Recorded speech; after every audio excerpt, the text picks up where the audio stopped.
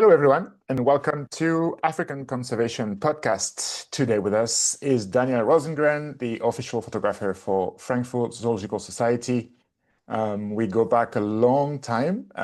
We met each other in 2007, when he was cycling down Africa. So it's a long way. And since then, you've done many, many things.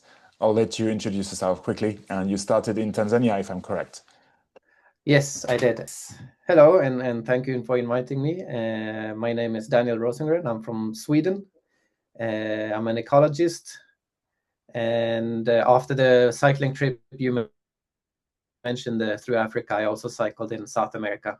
Yeah. And after that, I was asked if I wanted to work with lion research in the Serengeti National Park in Tanzania. And it took me about 2 seconds to realize yes, this is what I wanted. So I basically packed up. I was still in South America cycling, and I just packed up and left to go to home to prepare for this job. And then I spent 5 years in Serengeti following the lions, seeing what they do, recording their whereabouts and what they do and what they eat and everything about, and collecting the basic data for the Serengeti Lion Project. Okay. And that project, was it sponsored by FZS at the time, the project? Not really. They helped out a bit, but it was run by the University of Minnesota. So I was employed by the University of Minnesota, and Craig Packer was the professor I worked for.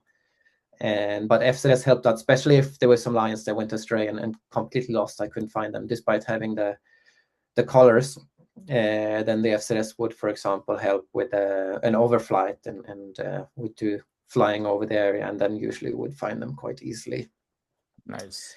But that's where I got in touch with FZS. I didn't really know what the Frankfurt Zoological Society was before I started working there.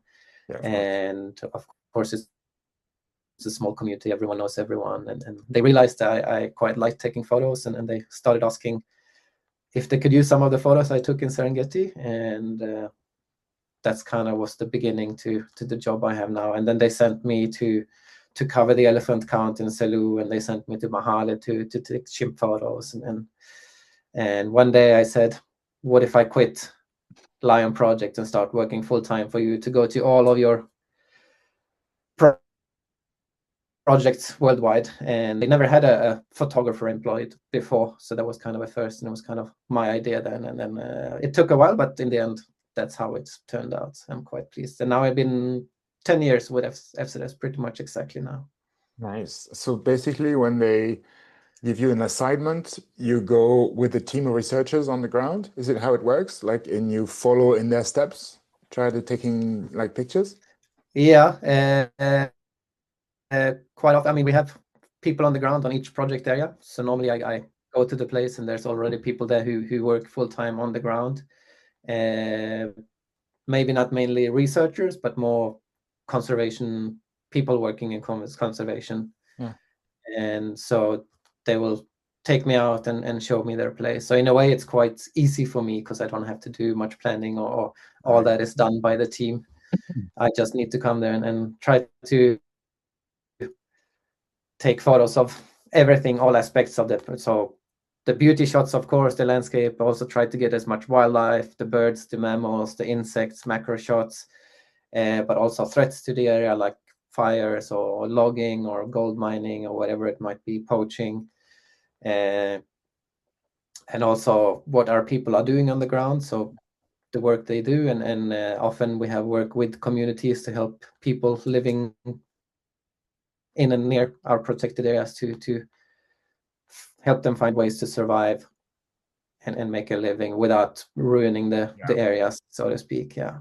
If you were to mention a few, like 2 or 3 of the projects that you enjoyed, or that maybe even not enjoyed, but were challenging maybe to work with, the difficult area or situation, could you find one, maybe a few? Yeah, I mean, they're all challenging in their own way, I would say. And like in Peru, for example, And there's gold mining, which is a big problem, but maybe we should stay in Africa. And for example, we have Ethiopia, Yeah, which is a fantastic place. We work in Bale Mountains National Park, which is that's most where of the it is wolves on a are, huh? The Ethiopian wolf. exactly. Yeah. We got this one of the world's most endangered canids in the world, the Ethiopian wolf, which I think there's around 400 left. Yeah. And they live on high altitude, about 4,000 meters above sea level on this plateau in Bale Mountains National Park. And So the threat what is the threat there in Ethiopia for the wolves? for the wolves, Yeah. it's habitat destruction, because Okay. there are domestic livestock and sheep and stuff that comes and graze the area, and that ruins the place. It's quite a sensitive vegetation Yeah. flora there, and that's very sensitive to intense grazing. So that is a problem. But also domestic dogs is a problem, not only because they compete for food, but also they bring disease. And actually, this is one of my luckier shots, actually, while visiting any of the projects, actually, because I managed to actually get a shot that told a very wide story. Basically, the wolves had actually taken a sheep. So Oh. there was the human wildlife conflict in one shot, but also then a domestic dog that was actually quite a big monster. So there was two wolves and a very big domestic dog that had stolen this food from the wolves. So the wolves were circling, trying to get it back, but the dog was just too big and ferocious to be for the wolves to be able to take it back. So I got all this in one shot, basically the dead Congrats. sheep, the domestic dog, and the wolves, and the risk of disease being spread. Amazing. And normally even the people on the ground, they never actually seen this with their own eyes. So it was kind of lucky for me to come there a few weeks and manage to get this on a Yeah, shot. I'm sure. And the power of the images, that you bring out after that, it shows the world what's happening. And I Yeah, guess on the ground, the team has to deal with all kinds of issues, like you said, like was it domestic dogs or sheep going into the park and competing and yeah. destroying the vegetation? Like, is the people on the ground, are they welcoming the team when they are trying to mitigate and find solutions, or is it like very conflictual? Sometimes it Okay. can be. Sometimes it can be conflictual, and I think then to educate is actually quite an important work that we do to teach people the importance of conserving nature and to be sustainable for the future.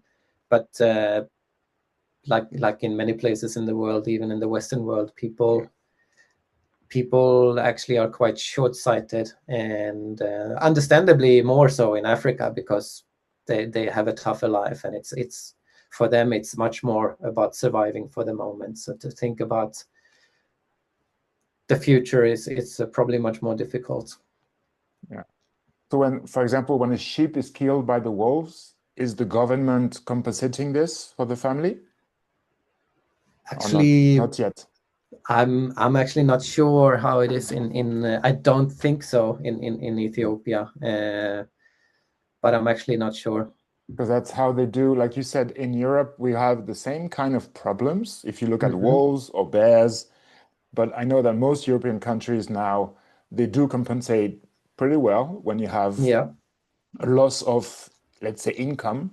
But the problem with Africa is that the governments, they are tied up in so many issues that yeah, perhaps they don't have the time or the means to organize this on the ground. And like you said, like it's the livelihood of an African family in those places sometimes relies on how many sheep they have, how many cattle they have, and if they have, be it lions or wolves or hyenas that prey on their livestock, it's a huge loss for them. yeah, But for the European eye witnessing this, we're like, yeah, oh, it's nature. Yeah, but for them, is their whole life goes upside down when like a lion jumps into a kraal and kills like 10 goats in the night. We Yeah. have to find solutions for them to, to protect their cattle or livestock Yeah. outside the parks and the reserves. But I'm guess when you did the count in Selous, maybe the problem was more like elephants raiding crops. Yeah. I'm sure the team with FZS there is trying to find solutions. What do you know? What kind of solutions they came up with? In Selous, Yeah, in Tanzania or when with elephants? What kind of solutions do they have? uh, they're trying different things, like bees, for example, have Yeah. been quite successful, and I think they've tried chili, like mixing actually oil, I believe, with really hot chili peppers that will apparently deters elephants quite well. And I think in some areas there's even talks about fences. Yeah. I think in like Western Serengeti, for example, there's no fence, but there has been now talks about it, because in other places, like in Southern Africa, it's quite common with fences, and Kenya too, quite common with fences, and so the discussion is there. But some people are really fearing it might interfere with the great migration of the wildebeest. Yeah. Fencing is a big, I don't know if it's an issue, but at least it's a big topic, like you said. Like in Southern Yeah, Africa, they do fencing, but then if you don't leave the corridors for the animals to move freely, yeah, then it creates a problem within the fences when they yeah, have too many. And in East Africa, of course, it's open everywhere. And from, let's say, Tarangire to Manyara to Ndutu, the animals, they move freely.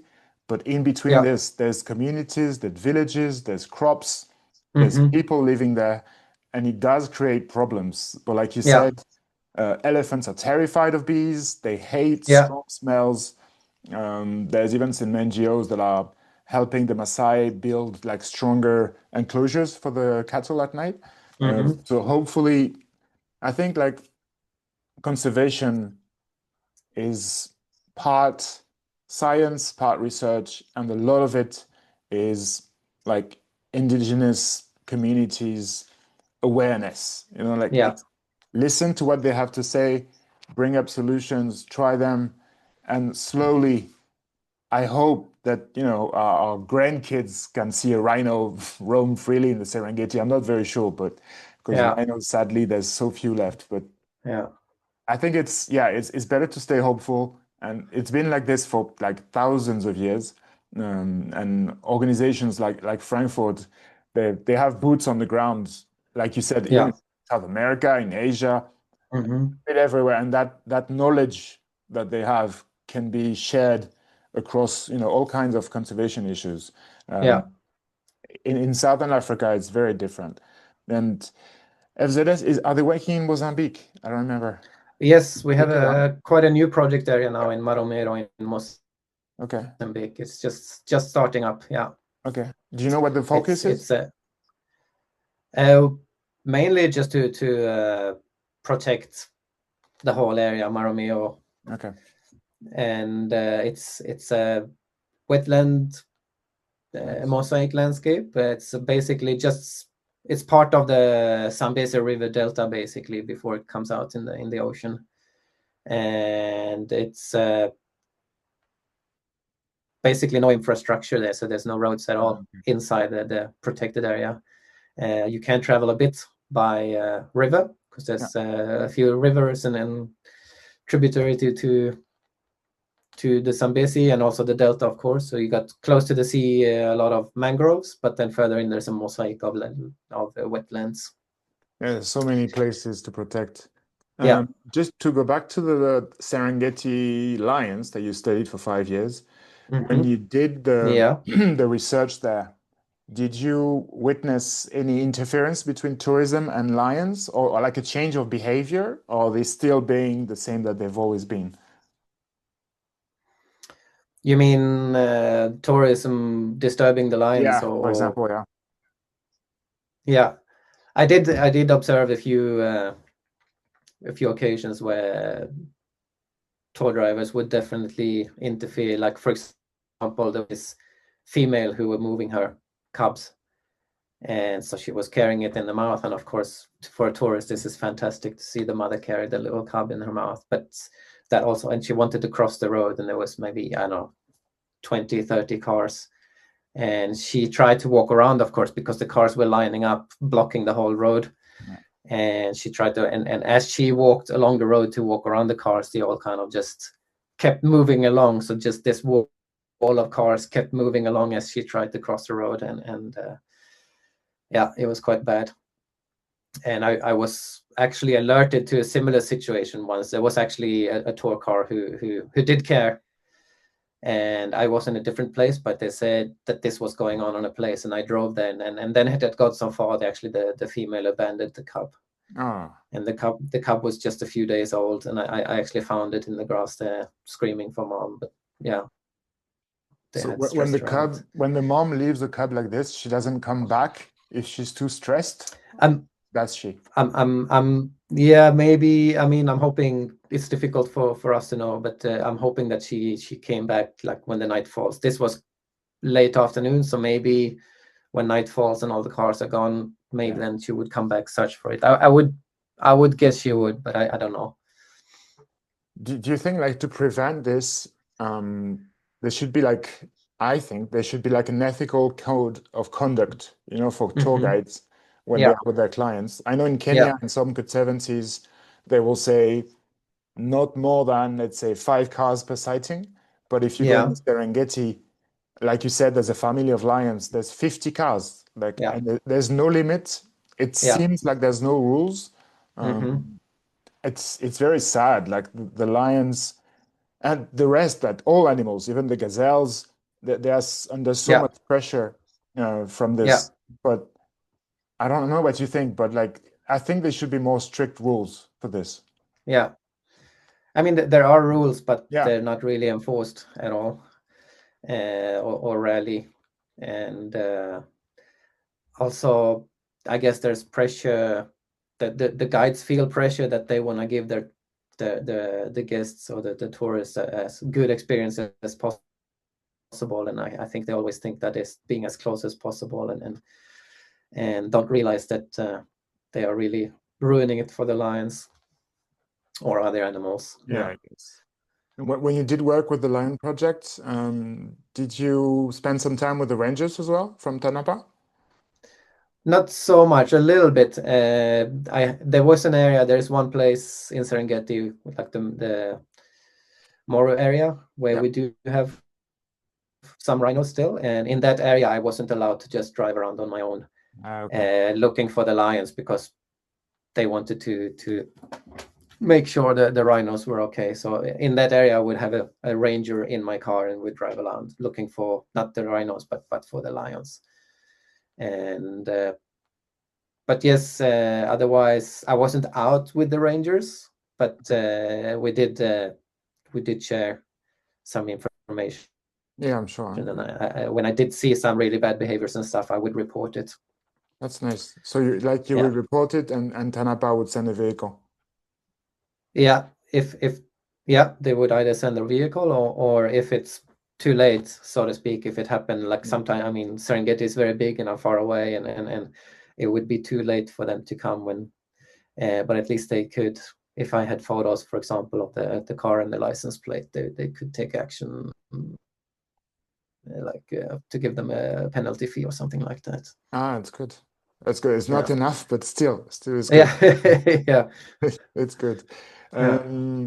So you were standing lions all over Serengeti within the park, or sometimes did they wander out and you would follow?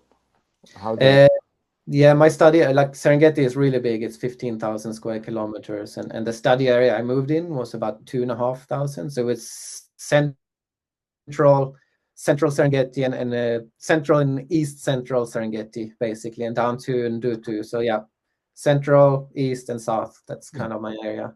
So do the prides from Seronera move down to Ndutu, like in our winter when there's the birthing of cows, or they stay in Seronera year round?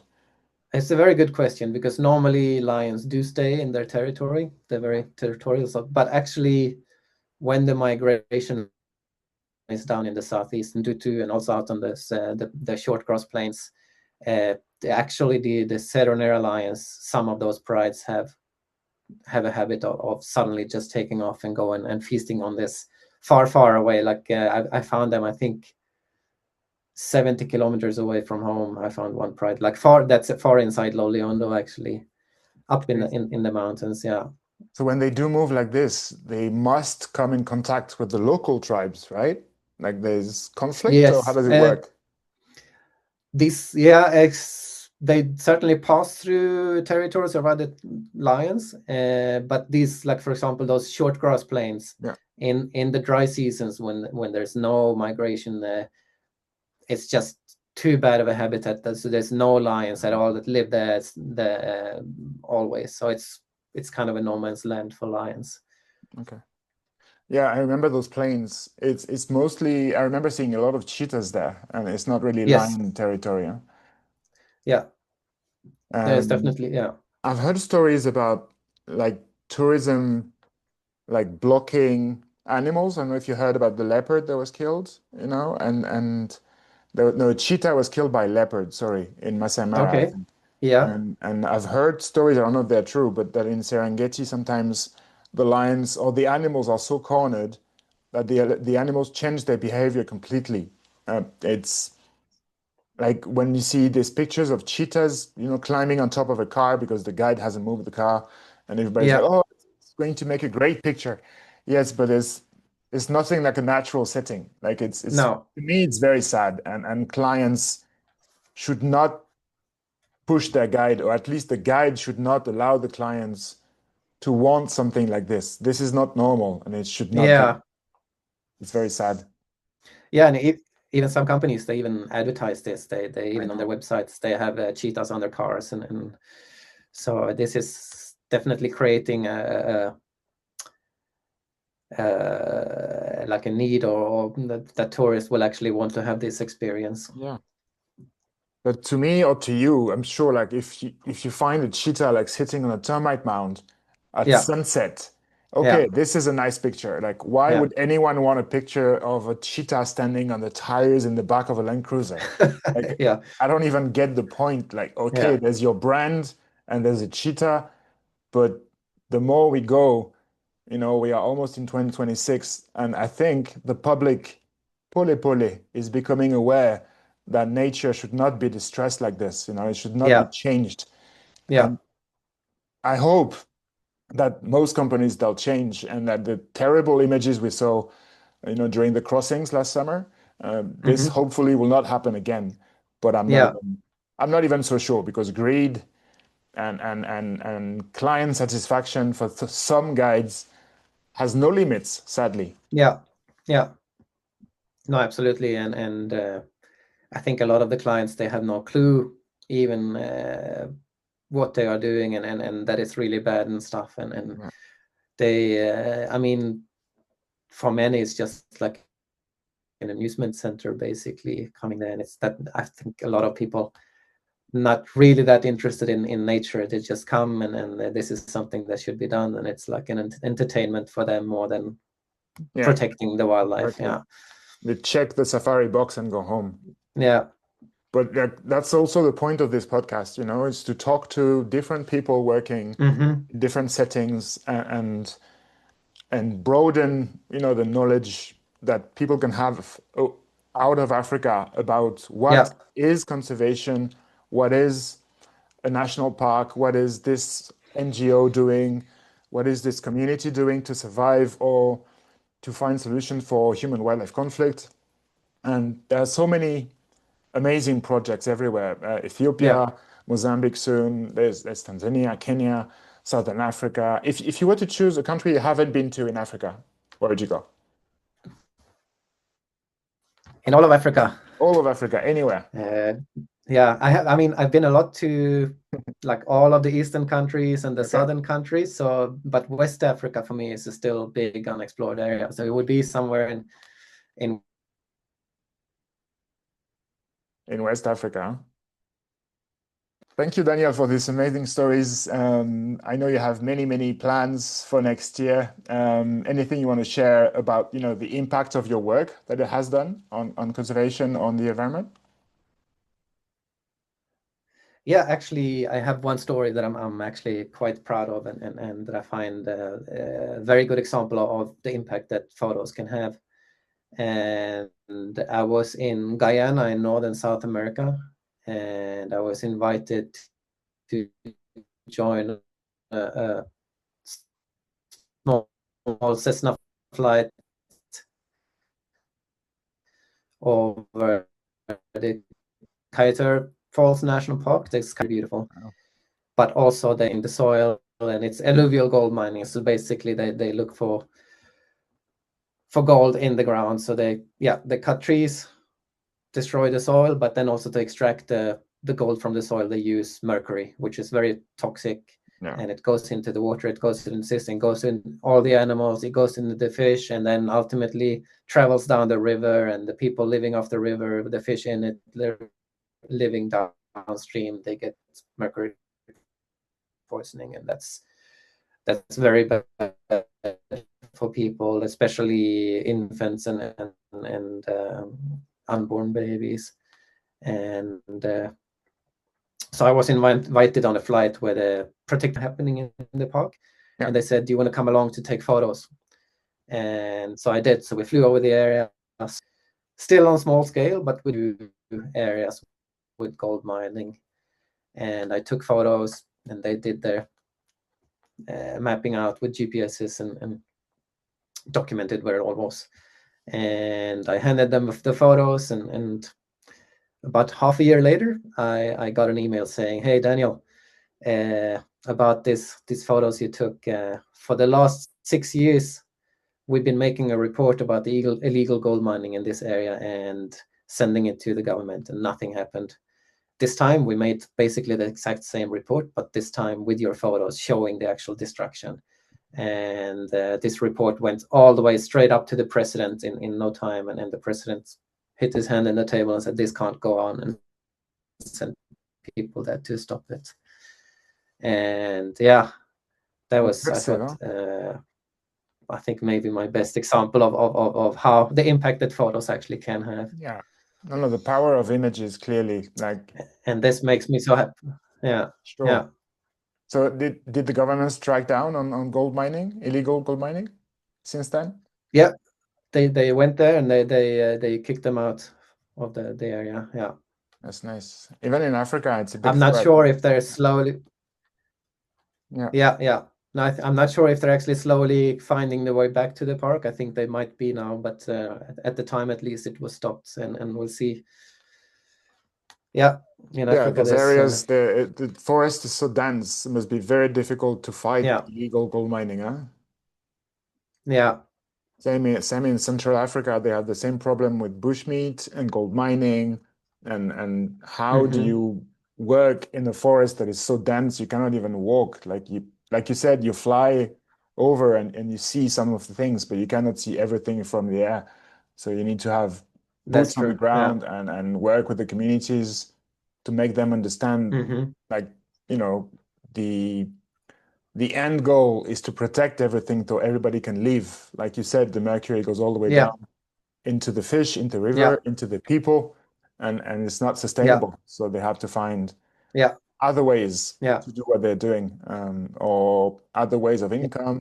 So, I mean, and tourism, I think, could be a solution in some places, not all places, but in some places, or reasonable Mm-hmm. farming, reasonable logging, if it's well done, why not? Planting trees, but Yeah. it doesn't have to be like clear cut, and ruin everything. It's very sad. Yeah. Doing. Yeah. So, any projects for next year? Any nice trips coming? Yes, we are expanding a bit, and we're trying to expand quite a lot in Africa, but also now we have 3 new areas in Brazil. Ah, nice.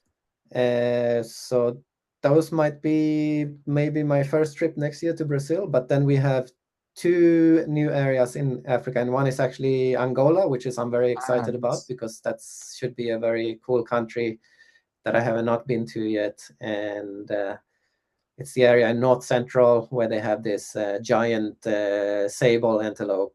Yeah, I've seen some with the pictures. Angola, it huge looks antlers. amazing. Oh, huge horns. Yeah. It does. And the other place is Equatorial Guinea. Okay. That's on the side you want to visit, huh? West Africa. It's nice. Yes, exactly. Yeah. So there will be. I mean, I have been to Congo, which I guess is not proper West Africa, but that is closest I've been, I guess. Perfect. Well, thanks a lot, Daniel, for today. Equatorial Guinea was very interesting. I could have stayed hours. Was it? Yeah. And maybe like have a good day, and hopefully maybe someday we can talk again when the projects in Africa are building up. I'm very curious about Guinea in Africa, so when it does launch, I'm sure we can organize something else once you have a bit of content about what you're doing there. And the great work that Frankfurt Zoological Society is doing all over the world for conservation. Thank you very much. And it's Daniel. very good to see you and talk to you again. Same. It was so long time ago. Yeah, such a long time ago. Yeah, hope to meet you in person sometime soon. Yeah, we will. You have a good day. Yeah, you too. Thank you. Bye. Thank you. Bye-bye.